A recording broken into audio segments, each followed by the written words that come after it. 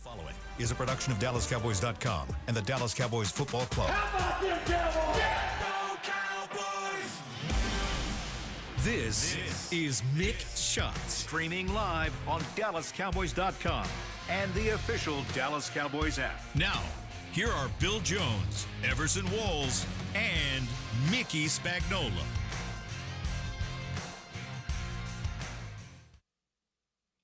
Don't. Yes.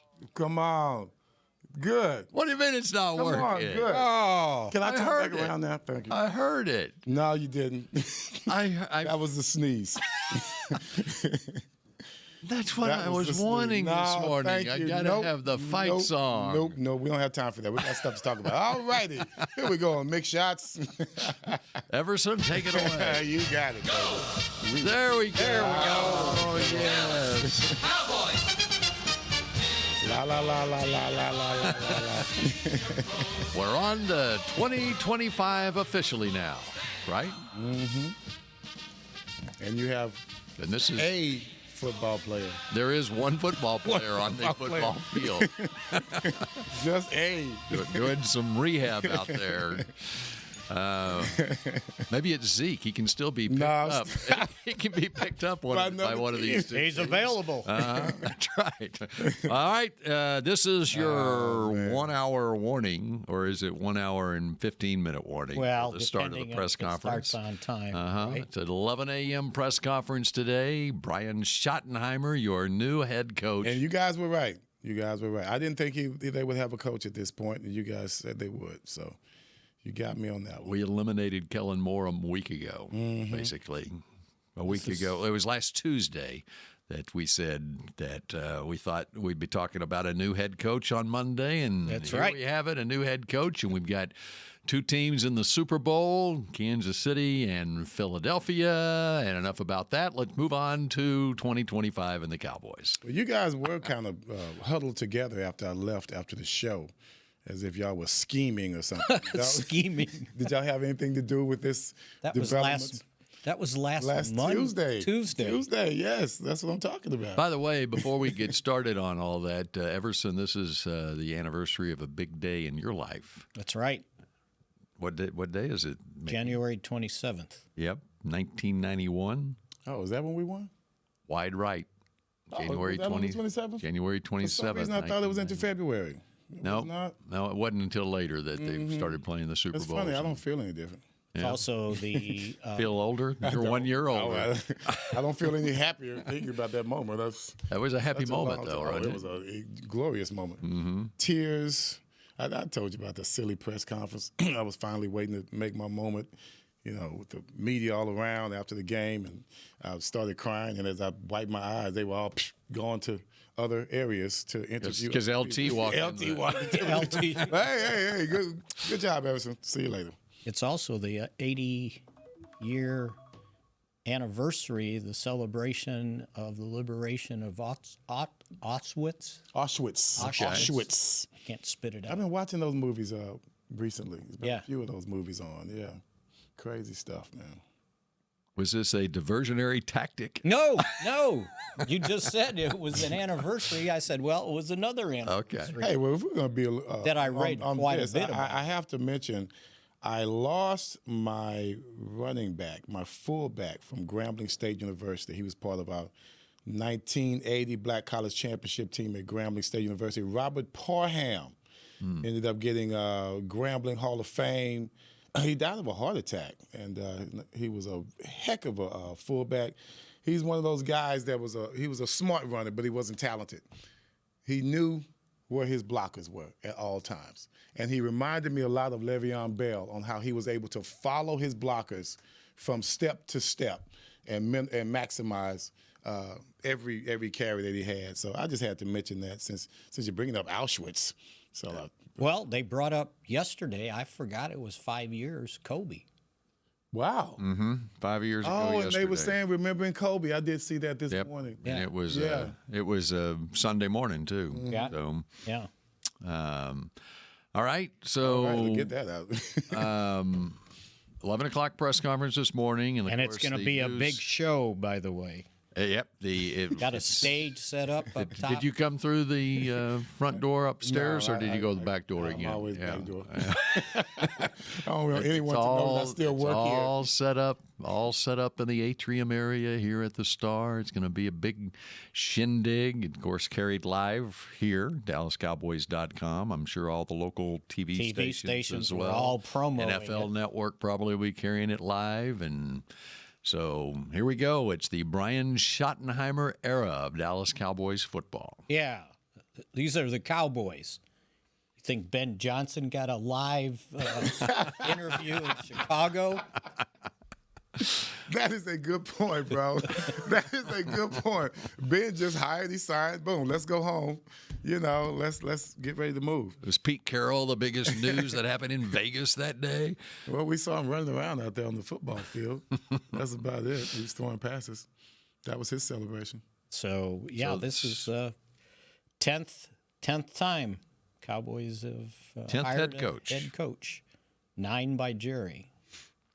And the announcement came down at 8:30 or so on Friday night. 8:45, somewhere in there, and I had to Friday night. spring into action to kind of rewrite my column. Who would you think it would be?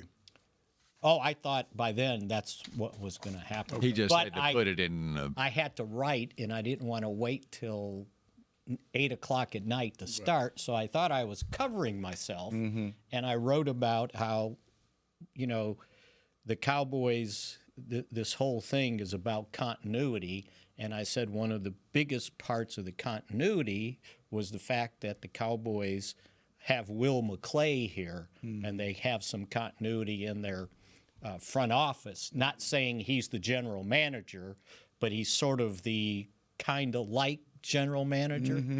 And I was pointing out that just because you hire a general manager is not the panacea of success in the NFL. I'm sorry, what was that word? Panacea. Because there was 5 teams out there looking for new GMs, right? And I was listening what all the other teams do, but the Cowboys still had Mike McCarthy, and then I kind of switched it to say, well, here's the reason also why they are hiring Brian Schottenheimer as the new head coach, to continue some continuity on the offense where you've spent the majority of your salary cap funds on the offense, and you better take care of the offense. And so I thought this was a move to be able to do that, because whoever you hired elsewhere as the head coach, the first question in the interview had to be, who's your offensive coordinator? Because you didn't just lose a head coach, you lost your offensive coordinator too. Now, do you want to start from scratch for the 3rd time in 5 years, or do you want to continue with what you had going on? And I think that's probably the one of the main reasons that Brian Schottenheimer is now the Cowboys head coach. Yeah, as far as the hire is concerned, to me, personnel is personnel. It's the people that you have working for you underneath. That, to me, I've always thought that. The figurehead is there, and that's the way it's supposed to be. He's going to take all the blame. But those guys, those minions, for lack of a better term, they better be able to work and better be able to communicate. So along with Schottenheimer, we've let go of a few guys as well, right? Well, they left. I mean, they're all under. Up, and so they're moving on. Yeah. They're all under not under contract. Okay, that's fine. So officially, we know of John Fossil's moving on to Tennessee. Okay. Al Harris has moved on to Chicago. Right. Mike McCarthy has an interview of supposedly midweek with New Orleans. Oh, he does. Okay, because I was saying I haven't seen him. I've seen reports that he midweek should have an interview with New Orleans. So I think between him and Kellen. Could be, and so then, and I think they can go ahead and talk with Kellen this week. Of course, they couldn't because, of course, it's another couple of weeks before he would become available. And let's also Joe Brady would be another one. You would think that New Orleans might be talking to. I read something. He took his name out. Okay. All right. And let's also understand this. Everybody's like, "Well, they didn't interview Ben Johnson. They didn't interview Aaron Glenn." Shocking that one day after they lost, each of them had a job, right? Yeah. That was planned out. the agents had all that knocked out way ahead of time. It wasn't like, oh, let's interview this guy. Oh, let's hire him. No, that was worked out. Well, and those interviews, the virtual interviews, Right. had taken place Previously. and so that was the criticism about the process for the Cowboys is waiting on the Mike McCarthy decision where you missed the opportunity to interview virtually Aaron Glenn or Ben Johnson. Well, you Ben think they Johnson and interviewed Aaron before Glenn, January 14th? you could have for Detroit, a team with a first round bye. Oh, that's right. Okay. They were able to conduct interviews, but it just tells you that they were not on the radar. No, to begin they with. were not. That's right. Not at all. Yeah. He Right. was never going to You know hire what? those guys. Right. And here's the Exactly. here's the weird thing. And I So understand. he wasn't missing an opportunity. No, he he had was already not. made the decision that those aren't guys that fit here. Yeah, You know, and I that's think not gonna Aaron happen. Glenn's going to be a great leader. But the first question is, who's your offensive coordinator? Mm-hmm. Right? So, you know, the Cowboys got criticized in 2007 because they about interviewed 10 people before they settled on Wade Phillips. They did what the Chicago Bears did this Right. year. Now they're getting criticized that they only interviewed 3 people. And it's like 2 of those, I guarantee you they were fishing for a defensive coordinator. Because you can interview Saleh, right? And who was the Leslie Frazier. Leslie Frazier. You can interview those guys, right, for a head coaching job, but you can also pick their brain about your defense, right? So it's not, and it's just like now, all these names are coming out for offensive coordinator and defensive coordinator. Well, I think Matt Eberflus is going to be the defensive coordinator. Whoever's the offensive coordinator is going to be the next Brian Schottenheimer because the head coach is going to take care of the offense. But while you're interviewing these guys for those jobs because it's an upgrade, you can also pick their brain about, well, I see you coached wide receivers, or I see you coached linebackers, and you can pick their brain about that too. You're not just limited to talking about the coordinator job. So there's ways around things that people just don't understand. Well, to me, once again, figurehead is one thing, but we do have an opportunity to start over in some areas.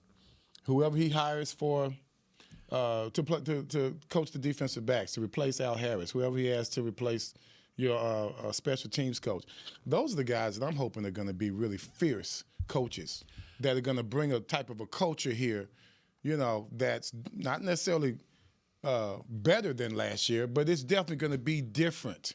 Bring something fresh to the table, and let us see, you know, what it's going to be like to have a different energy around here. Someone who he might be able to communicate better with the DBs than Al Harris. He might be a guy that comes with something different than Al Harris came with. And I love Al Harris. I wish he would have stayed here. But if you're going to bring in someone different, then let that man do his job, and hopefully it can add to something positive and like I said, create a different culture around here. Sometimes you just need a different voice. I remember when Barry Switzer got let go, before it even happened, I was walking down the hallway at the ranch, and I ran into Ernie Zampese, and he was like, "Oh, we're all out of here." I go, "What do you mean?" He goes, "We're out of here." He goes, I've been doing this here for, 4 years? And he said, sometimes you just need a different voice. And he was right. Yeah. Because they were all hot, or the majority, Of course. were, right? And they brought in, that's when they brought in Chan Gailey. But again, if you look at their history of hiring head coaches, the success was always banked on who the offensive coordinator was. And I think it basically came down to whether they were going to hire Brian Schottenheimer or Kellen Moore. Right.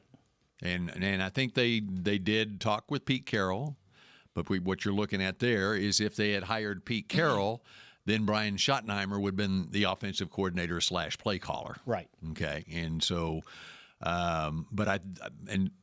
getting back to Schottenheimer versus Kellen Moore, I think the quarterback was a driving force in no Schottenheimer. doubt about it. Yeah. There's no doubt about that. We even talked about it last week. Yeah. Yeah, we said that that's who he liked, right?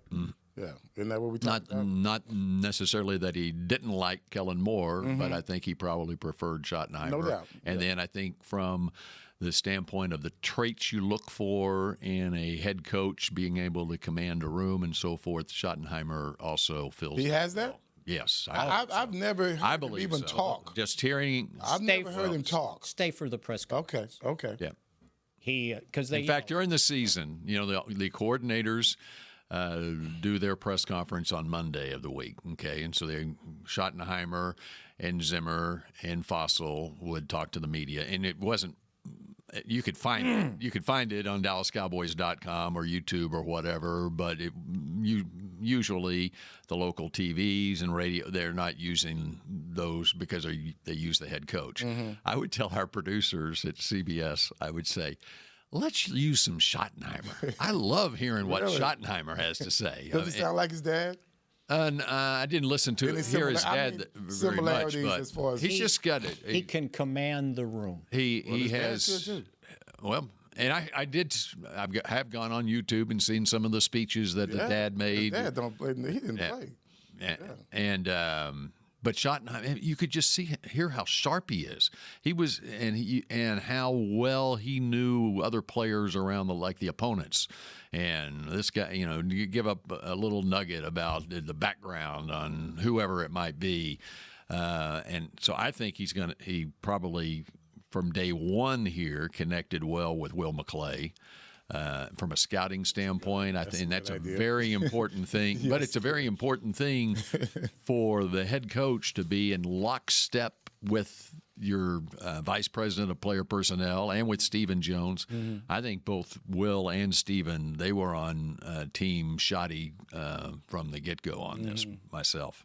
Having not talked to either one of them about it, but I can see and you can see where Schottenheimer developed very quickly a good relationship with Dak Prescott because he has those people skills. He connects with people.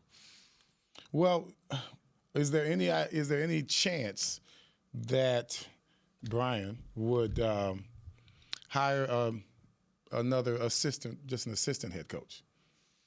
There is a chance. That's I'm hoping, bring some color in here. I'd love to see Leslie Frazier come in here and work with the Cowboys. Is he thinking about hiring any? I would think that there will be people along those lines. Yeah. All right, then let's get into that a little bit when we come back here on Mixed Shots in just a moment. Cowboys football and Miller Lite. What a pairing. Can cracks at kickoff. Tailgates going way past postgame. Sunday night overtimes followed by Monday morning swagger. Brisket in the smoker. Miller Lite in the cooler. America's team playing America's greatest sport. Miller Lite, the only beer of the Dallas Cowboys. Dallas Cowboys football tastes like Miller time.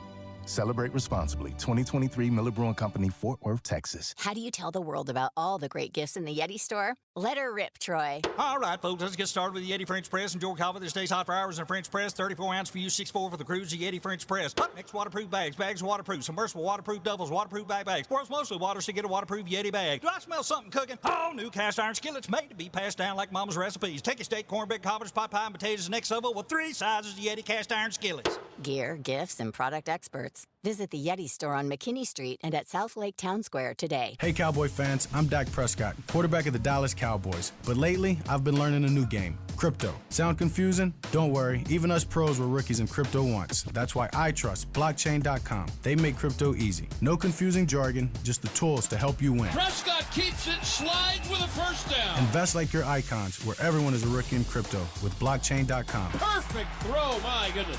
Wow, did he ever thread the needle. Visit blockchain.com/Cowboys to get started. The Medal of Honor is our country's highest military award for valor in combat. More than 40 million individuals have served in the armed forces since the Civil War. Fewer than 4,000 have received the Medal of Honor. The National Medal of Honor Museum will be a place to preserve these legacies and inspire America. It's being built right next door to the Dallas Cowboys in Texas. Help us honor our country's greatest heroes. Learn more and get involved at mohmuseum.org. Back to Mick Shots. Cowboys Nation, Amanda Foster has been named your 2024 Dallas Cowboys Fan of the Year, presented by Captain Morgan for her dedication to the team and spicing up the game. Vote for Amanda to be named the ultimate NFL Fan of the Year at NFL.com/Fan of the Year. All right, we continue with Mick Shots. We're leading you up to the press conference, which you can hear right here starting at 11 a.m. or thereabouts. Brian Schottenheimer, the new head coach of the Dallas Cowboys. We were talking about the potential makeup of the staff. Mickey's already touched upon Matt Eberflus being a candidate and the likely defensive coordinator here. And there's been a number of candidates that have been mentioned for other positions on the staff. And Everson threw out who might an assistant head coach be. And I think that here's the deal with Schottenheimer is he's been around. We're talking a guy with 25 years of NFL experience. And prior to coming here, and of course in 2022, he was an analyst here on the defensive side of the football, looking at that more so than the offense at that time, because that was the year Kellen Moore was the offensive coordinator here.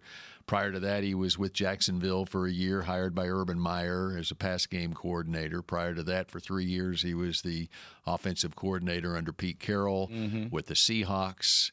He was quarterback's coach at Indianapolis for 2 years prior to that. For 1 year, the Georgia offensive coordinator. And he was with the St. Louis Rams for 3 years as an offensive coordinator. What years? From 2012 through 2014, they had absolutely no weapons at Tavon Austin. Danny Amendola led them in receptions in 2012.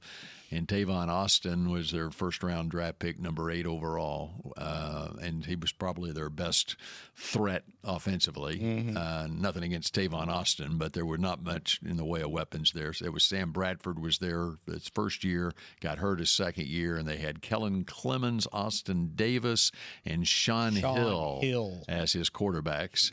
Prior to that, Everson. Why is he chirping up on Sean Hill? What's up with Sean Hill? No, I was just going to say, because the last two we mentioned, Austin Davis and Sean Hill, were undrafted quarterbacks. And I made a list of the quarterbacks he had to deal with when he's been an offensive coordinator. And prior to that, he got Mark Sanchez and the Jets to the AFC Championship as a rookie. Yeah, in 2009, they led the league in rushing.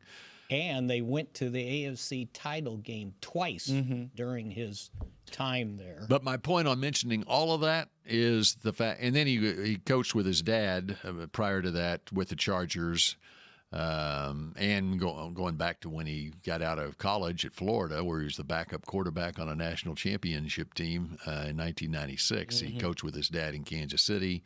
I think Green Bay maybe for 1 year. But anyway, all of that to say he's got a lot of connections around the league. And so it'll be interesting to see. And a lot of that has to do with availability, though, too. And so. Man, there's a lot of guys availability. Because you have 7 all these coaching changes. So staff's got basically, torn up. Look, here's the list of his quarterbacks he's had, starting with the Jets, okay, in 2006. Chad Pennington for 2 years. Brett Favre at the end of his career, 2008. And then Bill mentioned Mark Sanchez as a rookie. They started a raw rookie in 2009. They went to the AFC title game with a rookie. Then he mentioned the Rams. Sam Bradford for 1 year. Sam Bradford gets hurt again, and then it was Kellen Clemens, Austin Davis, and Sean Hill. He goes to Seattle, and he gets Russell Wilson. And if I got my notes right, that season with 2020 with Seattle, they scored a club record 459 points. Russell Wilson had 40 touchdowns passing that year, and they averaged 28.7 points a game. And then after that, he ended up as the pass game coordinator in Jacksonville with a rookie quarterback who started maybe before he was ready, Trevor Lawrence. So, again. Well, and what happened with Urban Meyer that year. I mean, that right, season went down the tubes. He had to work for two different head coaches at that time. So it's not like he's had a who's who of quarterbacks to deal with during his career, because a lot of people will say, well, he's had all these coordinator jobs. What did he do? Well, okay, but who did he have? Right. Well, and here's one thing that got voiced to me last night. How is anything going to be different when you've got the same guy that was on the staff with Mike McCarthy? How are things going to be different than when Mike McCarthy was here? And I was going to ask that same question. Sounds like he had some ideas. All right, we just went through the entire coaching staff, basically. And how many coaches are going to stick around?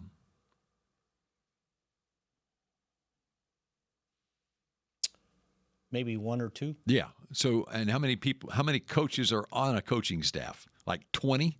Yes. So we're talking virtually the entire coaching staff is going to be different. That's how things are going to be different. And just because Brian Schottenheimer was the offensive coordinator doesn't mean he's going to call the plays like Mike McCarthy called the plays. It does not. That's what I was saying earlier.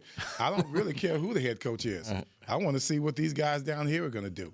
This is where the culture is created down here. Of course, the coach can talk all he wants. The head coach can talk all he wants. But if his assistant coaches on the same type of feelings and the same type of direction, then you're wasting your time. And this coach has a jump start on any coach you brought in here because he's been here for 3 years.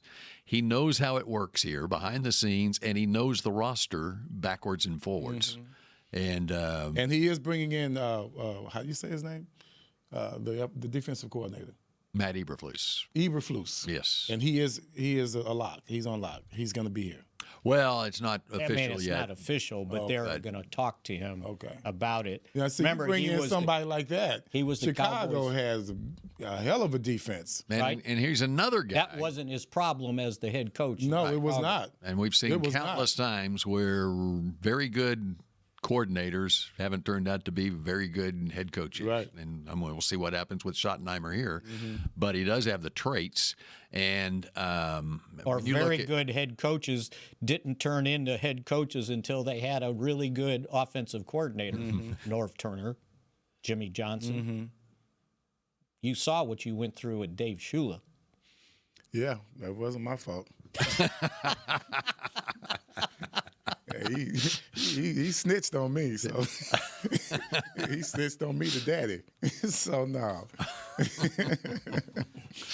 So you're right. But truly, the culture can be created on different levels. And that's what I want around here. Something different to where when we go into a game, we're not completely thinking offense. When we go into a game, I want us to be known, here comes the Cowboys, and boy, their defense is a hell of a defense. That's what I want people to think when they think about us. Yes, we got offense. Easy to sign. It's easy to notice on offense what's out there.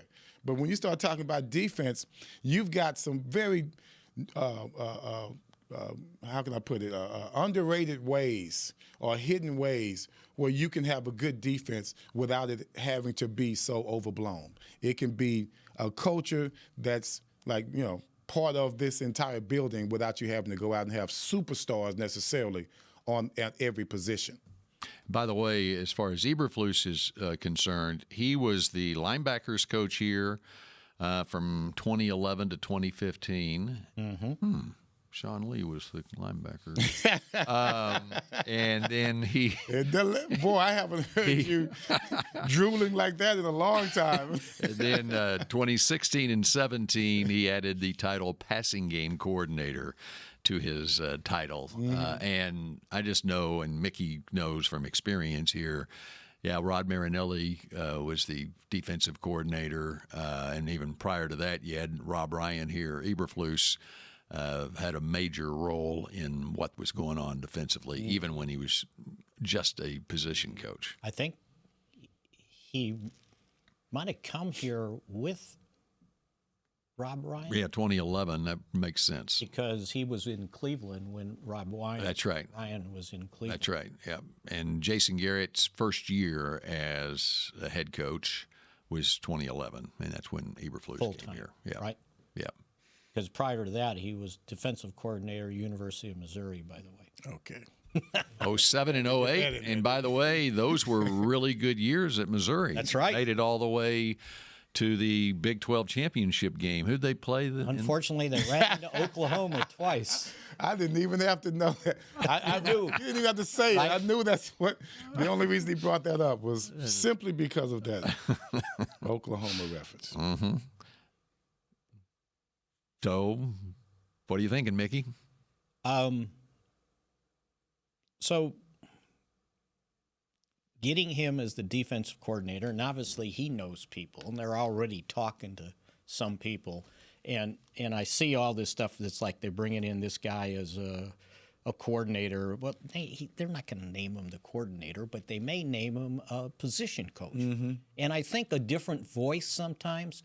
I think nothing against Dan Quinn with Micah Parsons, but I think he took another step working with Mike Zimmer. Mm-hmm. There's no doubt about it. It was a different voice. No doubt about it. Right?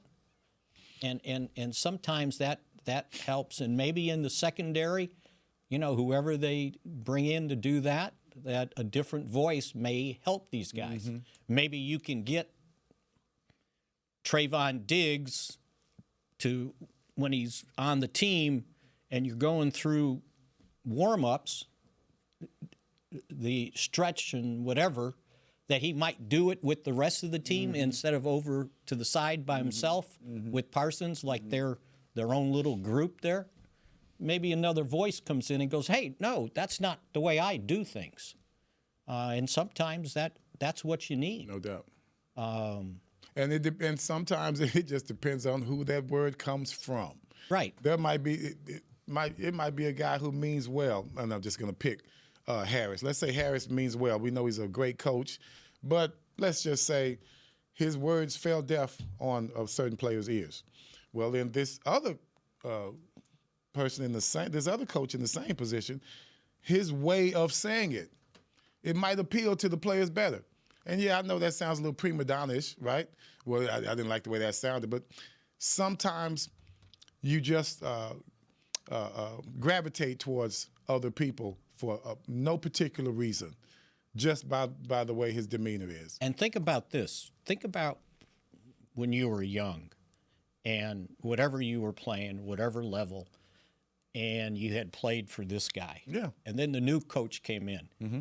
You got your ass in gear, right? Because you wanted to prove yourself to the new guy that, hey, I'm worth it, right? And you might have tried a little harder. But it's easier if that new guy comes in and says something that clicks in your head. Right, and you know what he knows. Yes. And it connects. I had a new coach come in and go, this guy doesn't know what the hell he's doing. See, that's not what you want. You want the other side of that. And that can happen. It has happened to me. There's no doubt about it. I heard, I can't ever think of his name, the coach for Atlanta Falcons, head coach at Atlanta Falcons. Right now, Raheem Morris? Yeah, Raheem Morris.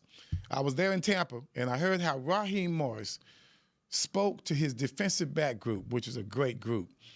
You had the guy from Bergner, Khalid. You had Aqib Talib. You had was it one of the brothers who was one of the safeties out there?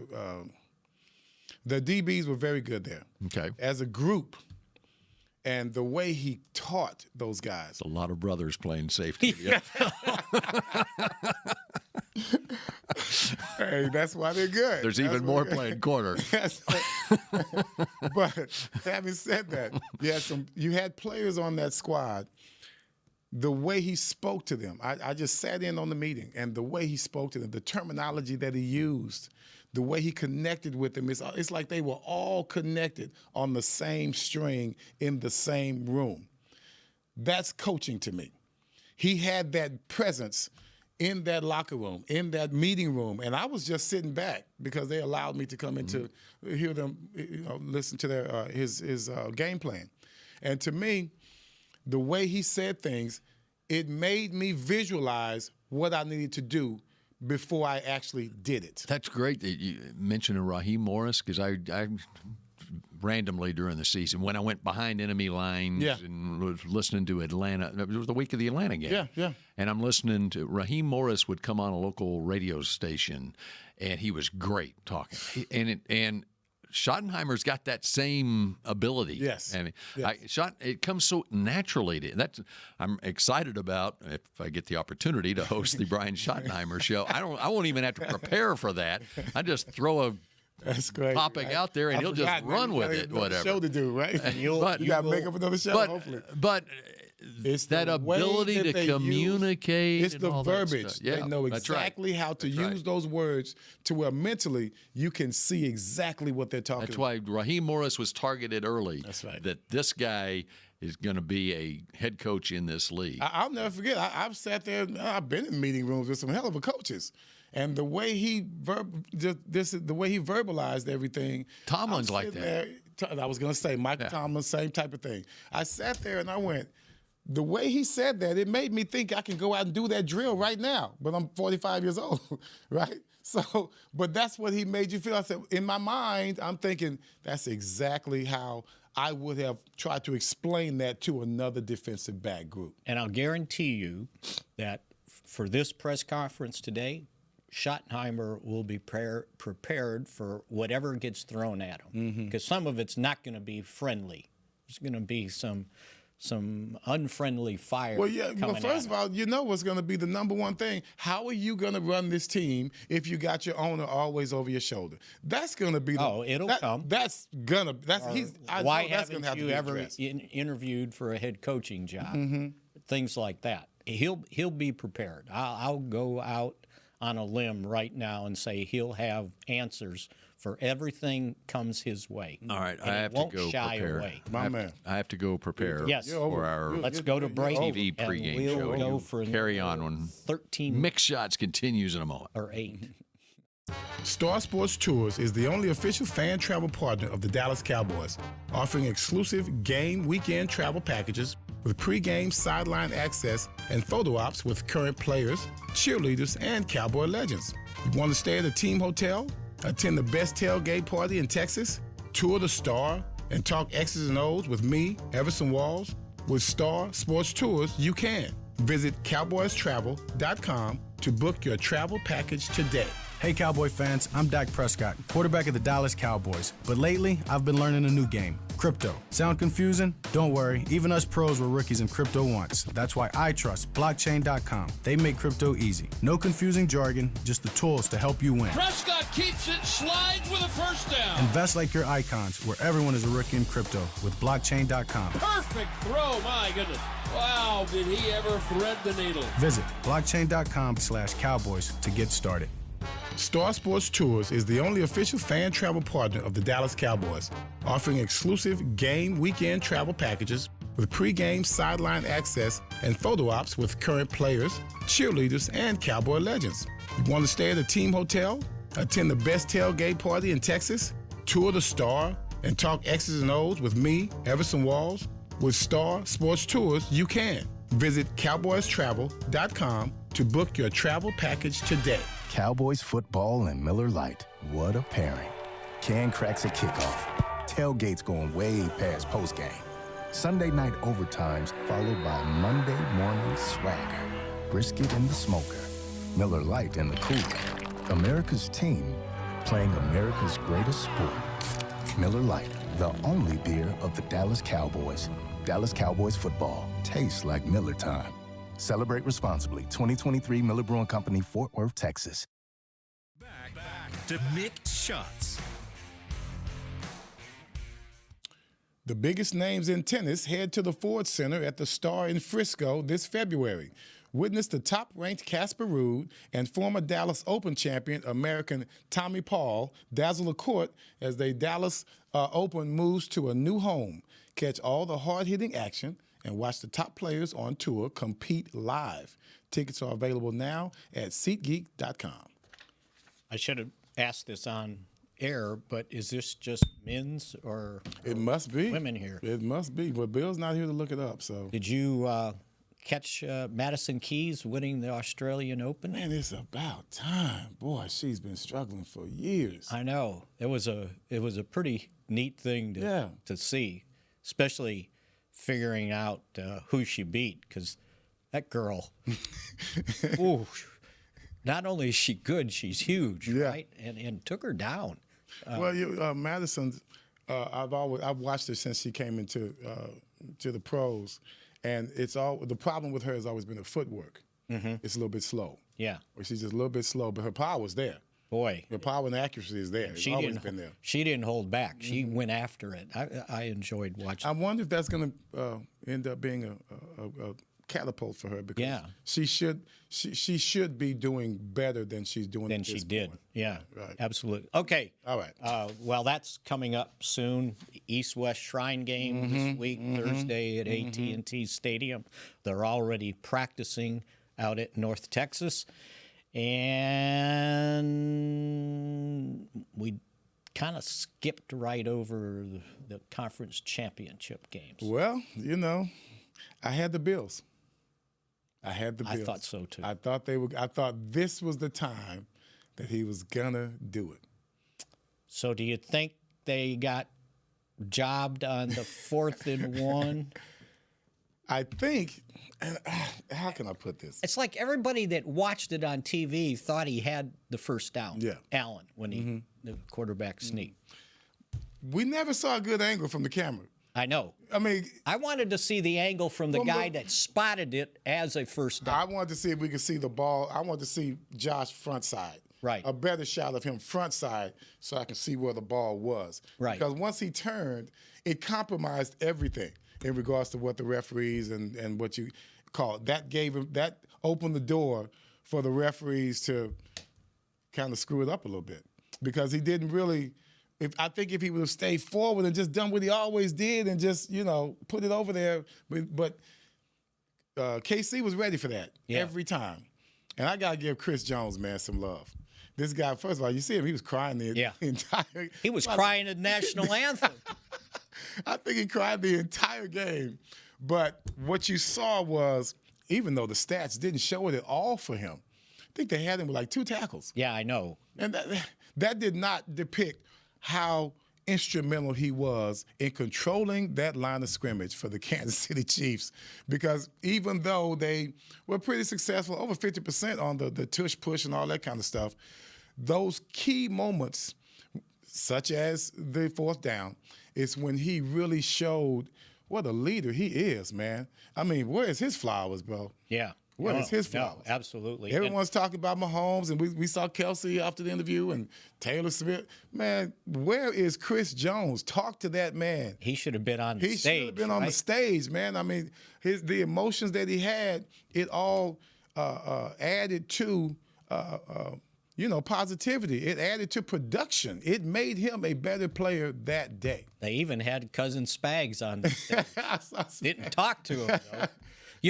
And Romo pointed out, I can't remember if it was the first time they were at the goal line and they were going to run the quarterback sneak. And he said that Allen generally doesn't go up the middle. He goes over left guard. And I'll be darned if that's not where he went twice. And they knew that they too. Knew it. And that's what he pointed out. KC knows this as well. Right. Because they were ready for it. Once again, they were like 6 for 9 on that. But it was the ones that they didn't convert is what hurt the Buffalo Bills. Did the Eagles surprise you? No. They played just the... When you look at the Cowboys season, as bad as it was, we were in pretty much every game, except for 2. That's right.